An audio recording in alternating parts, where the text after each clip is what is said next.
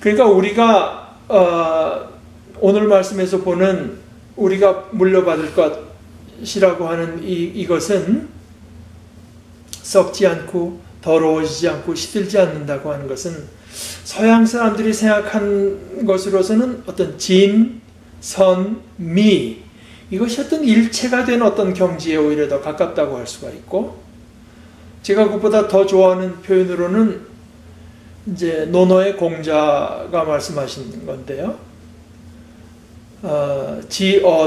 도의 뜻을 둔다. 도에다가 뜻을 둔다.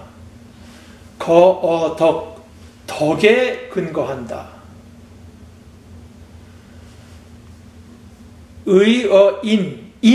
인에 의지한다. 예로 즐거움을 삼는다.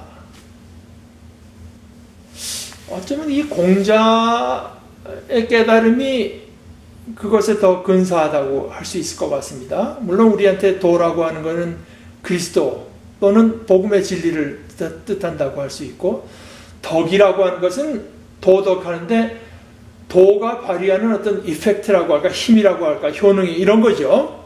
그러니까 덕은 그 복음의 능력, 그리스도의 능력, 십자가의 능력이라고 할 수가 있고, 인이야 우리가 사랑을 말할 수가 있죠.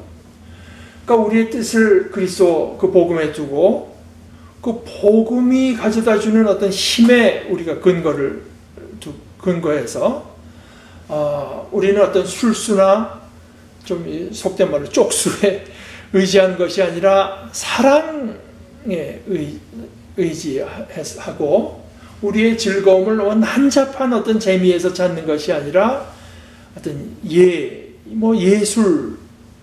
예술에서 즐거움을 찾는다고 하는 것이 이 공자께서 생각한 이런 것이 천국의 소망을 둔 우리들에게 더 합당할지 모르겠습니다. 이 마지막 때는 어쩌면 우리가 그때까지 이것이 즐거움이다 이렇게 여겨왔던 것들이 사실은 그것이 다 동물이다 이었구나 하는 것을 분명히 보게 되는 때일지도 모르겠어요. 그때 가서 비로소 우리는 진정한 즐거움이 어떤 것인가를 그때 또 깨닫게 되는 것일지 모르겠습니다. 그래서 공자께서 그런 생각을 했다고 하지만 그것의 어떤 궁극적인 어떤 몫이라고 하는 것은 이건 현세의 몫이 아니라 하늘에 지금 보존되어 있어요. 마지막 때를 위해서요. 마지막 때에 가서 비로소 이제 나타날 것이고 그때까지 하나님께서 그것을 안전하게 지켜두고 계십니다.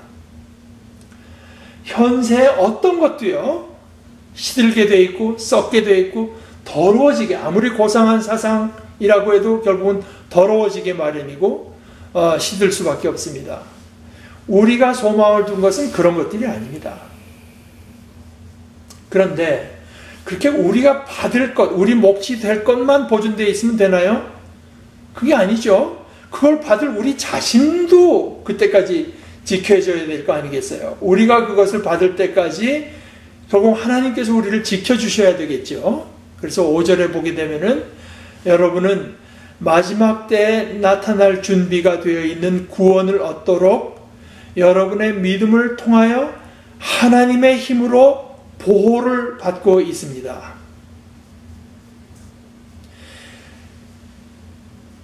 이것을 생각하며 즐거워하라는 말씀입니다.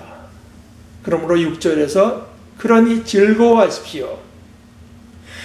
우리가 크리스찬의 즐거움이라고 하는 것은 이것을 생각해서 즐거워하는 거지 지금 우리에게 우리가 믿지 않았으면 벌어지지 않을 많은 즐겁고 재밌는 것들이 생겨나고 다른 사람들은 그야말로 무슨 뭐바이러스가 와서 고통받고 죽는데 우리 믿음만 그렇게 말을 하는 집단들도 여럿 있죠.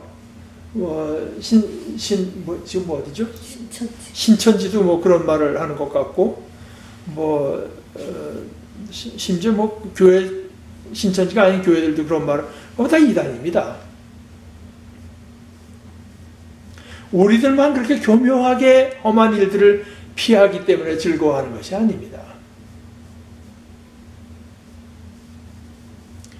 오히려 우리가 육신을 입고 있는 동안 우리에게 일어날 것은 이렇게 교묘하게 어떤 불운을 피해가고 재밌는 일들이 일어나고 같이 땅을 사는데 내가 딴 상만 값이 올라가고 뭐 이런 어떤 것들이 아니라 우리에게 일어날 것은 오늘의 말씀대로 하면 시련입니다.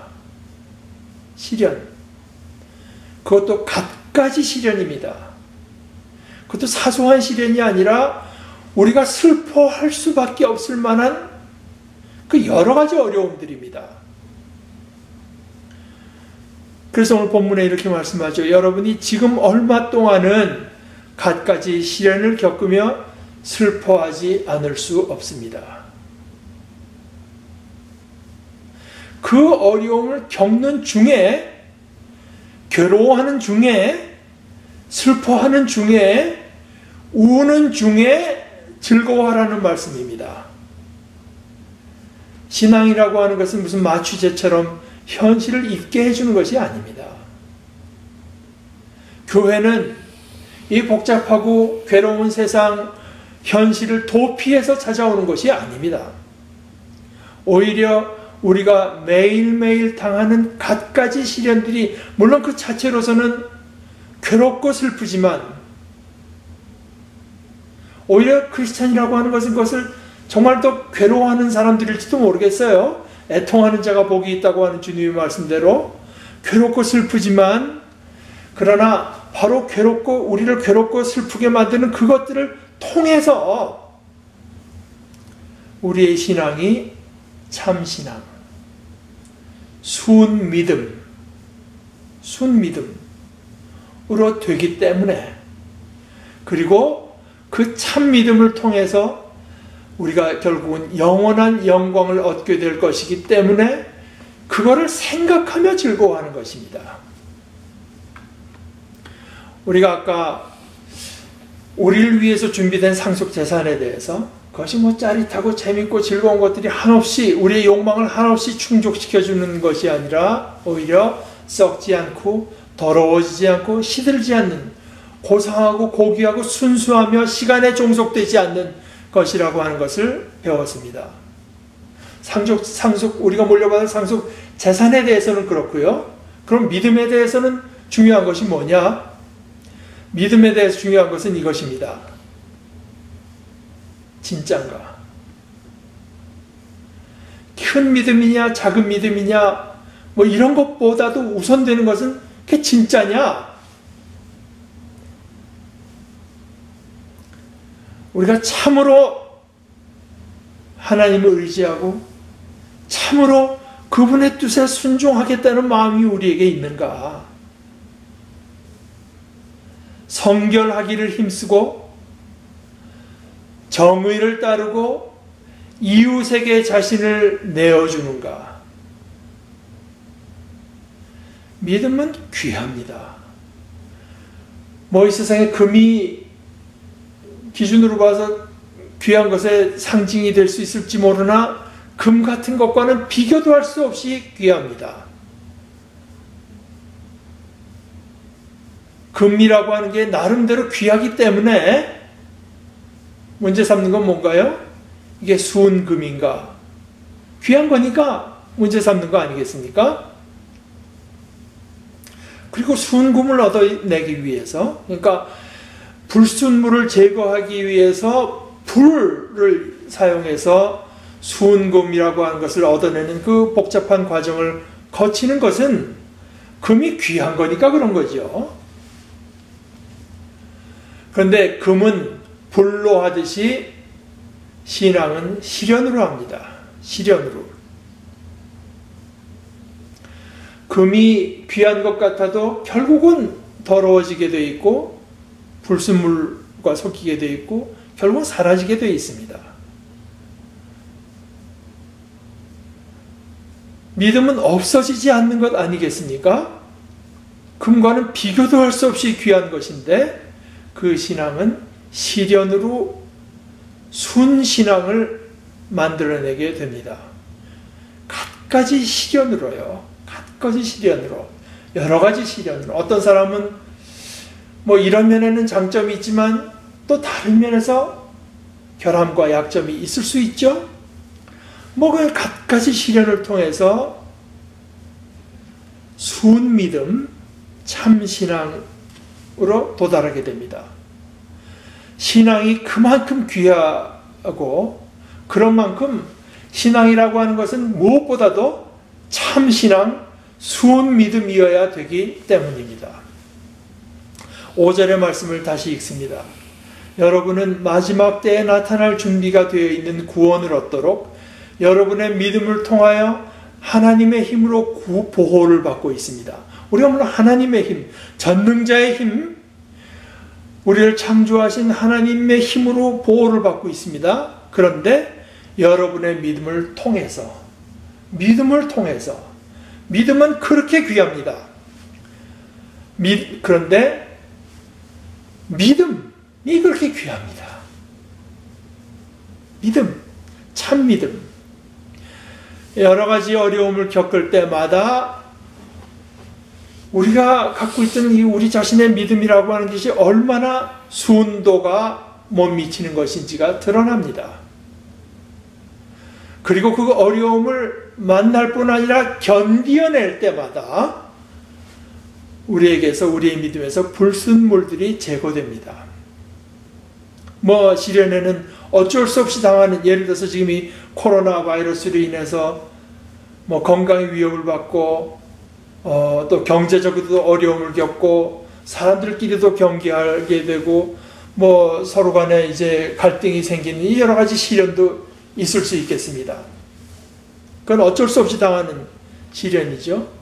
근데 그거보다 어떻게 보면 더 중요한 것은 우리가 믿음으로 살려고 하기 때문에 겪는 시련들입니다.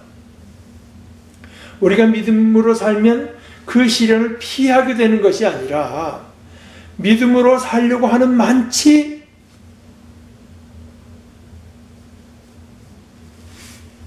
엑스트라로 겪는 시련이 있어요. 우리가 쾌락을 따라 살고 자신의 그저 재산을 늘리는 것을 미덕으로 삼는 속에서 성결하기를 힘쓸 때 그것이 이웃의 뭐 아주 미묘한 그 놀림거리, 어떤 때는 뭐 대놓고 놀림거리가 될 수 있습니다. 또 뭐 따돌림 받는 사람, 힘없는 사람의 편에 서서 또 내가 몸담고 있는 곳에 검은 일이 일어날 때 그때 내가 정의를 선택하고 정의를 따르다 보니까 자기가 속한 공동체나 회사에서 불이익을 얻거나 따돌림을 겪거나 심지어 오늘의 한국당에서 보듯이 정의를 따르려다 보니 경찰에 불려갈 수도 있고 검찰에 불려갈지도 모르는 일이 되기도 합니다. 힘없고 발언권이 없는 이웃과 함께 하는 것은 역으로 말하면 그들을 누른 사람들의 반대에 서는 것인데, 그래서 힘없는 이웃과 함께 하는 것이 그러다 보면 이 사회에서 소위 그걸 갖고 흠을 잡기 힘든 사람들이 저 인간들은 좌파다, 이런 식으로 몰아대는 일이 될 때, 그런 일들이 실제로 지금 우리가 살고 있는 이 땅에서 지금도 일어나고 있는 일들입니다. 그 어려움들을 견뎌낼 때 우리의 믿음이 순수해집니다. 순믿음이 됩니다. 오늘은 부활 둘째 주일이면서 또 4월 19일 정확히 60년 전에 4.19가 일어났죠. 제가 이제 여기 거진 뭐 2주 가까이 자택 격리를 하다 보니까 또 한국 사람들이 다들 지금 뭐 갑갑해 하고 있고 어떤 친구들은 뭐 그거 하나 뭐 집에서 뭐 먹을 거 다 먹고 뭐 집안에서 자유롭게 지내는데도 그거 갑갑해 하다가 나가다가 이제 잡혀가기도 위협이 되면 그러잖아요. 근데 참 생각해 보면 내가 이만큼 누리고 있는 어떤 자유라고 하는 것이 나는 집에서 이렇게 2주를 지내는 것도 이렇게 갑갑한데 감옥에서 몇 달이건 몇 년이건 몇 십 년이건 지낸 사람들의 희생은 어땠겠는가. 그 사람들은 얼마나 힘들었겠고 그들이 겪은 고통 때문에 내가 그나마 이만한 자유라도 누리고 있다는 생각을 하게 됩니다. 1960년 4.19 그때 이제 저는 우리 나이로 7살이었습니다. 근데 제가 이제 기억이 좀 확실치는 않은데요. 제가 그때 이제 어디입니까? 그 남창동 그쪽에 살았었는데 제가 제 단골 7살인데 제가 확실치 않아요. 그때 글을 몰랐을 텐데 근데 왜 그게 그 젊은 사람들이 트럭을 타고 가는 장면하고 내가 만화가게 간 거하고 겹치는지 모르겠는데 제가 이제 그 남산다리 밑에 서울역 쪽으로 더 내려가서 있는 만화가게가 제 가게였고 나중에 이제 대교를 건너 남산 쪽에 있는 그쪽으로 제 가게로 옮겼습니다만 왜 그 만화가에 가는 거하고 그 제 어린 나이에 보기에는 아저씨들이 막 트럭을 타고 가는 것이 이제 그 연상이 되는지 모르겠는데요. 뭐 그때 그랬습니다. 그런데 한 3년 전에 촛불도 그랬지만 이 4.19 그 역시 국민들이 나라의 주인으로서 주권을 행사한 거 아니겠습니까? 행사한 거. 그리고 그 행사함으로써 또 얻어낸 거 아니겠어요? 이 비슷하게 우리가 크리스찬으로서 믿기 때문에 다시 말해서 우리가 갖고 있는 어떤 믿음을 행사하기 때문에 겪는 시련들이 있습니다. 믿음 없는 사람들처럼 살고요. 예수를 주님으로 모시지 않는 예수의 제자가 아닌 것처럼 살면은 겪지 않을 어려움들입니다. 믿음을 행사하지 않으면 그런 시련들은 피해갈지 모르지만 순믿음, 참믿음을 얻지는 못합니다. 믿음을 얻지 못하면 성경에서 그렇게 자주 말하는 소망이라고 하는 것도 얻기 어렵고 알기 어렵습니다. 그리고 오늘 말씀의 8절 말씀대로 하자면 진정한 의미에서 기쁨과 즐거움도 맛보기 어렵습니다. 그죠? 교회에 열심으로 출석하고 목사님께 순종하고 목사님을 섬기고 교회 일에 열심을 내면서 스스로 신앙인으로 여기나 실제로는 신앙이라고 하는 것이 참으로 무엇인지 모르는 채로 살아갈 수밖에 없습니다. 믿음을 알려면 믿음을 행사해야 합니다.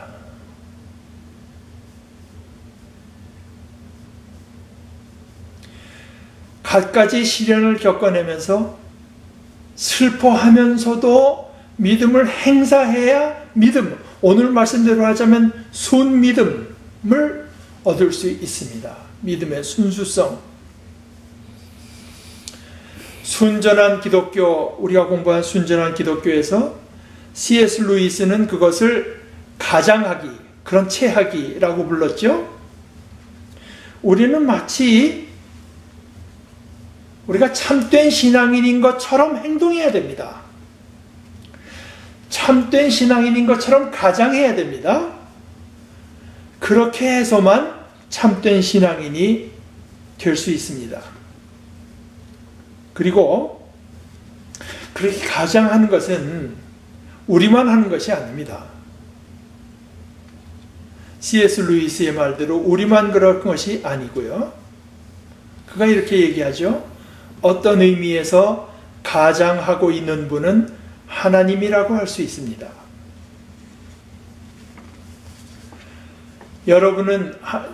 하나님은 여러분을 마치 작은 그리스도 보듯 하십니다.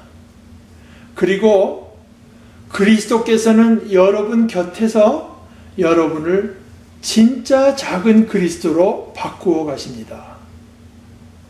하나님이 위장하신다는 이 개념이 처음에는 좀 이상하게 들릴 수도 있습니다.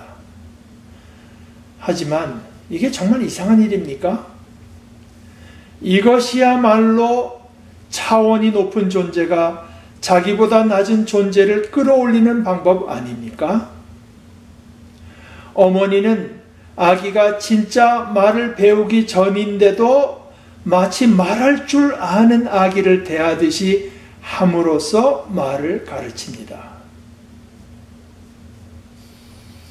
또 우리는 개를 거의 사람 취급하지요. 그렇게 하기 때문에 결국은 개가 정말 거의 사람에 가까워지는 것입니다.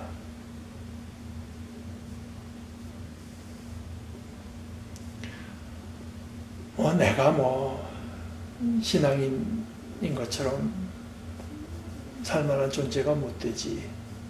이건 겸손이 아니고 진실도 아닙니다. 오히려 우리는 스스로 참된 신앙인인 것처럼 행동해야 됩니다.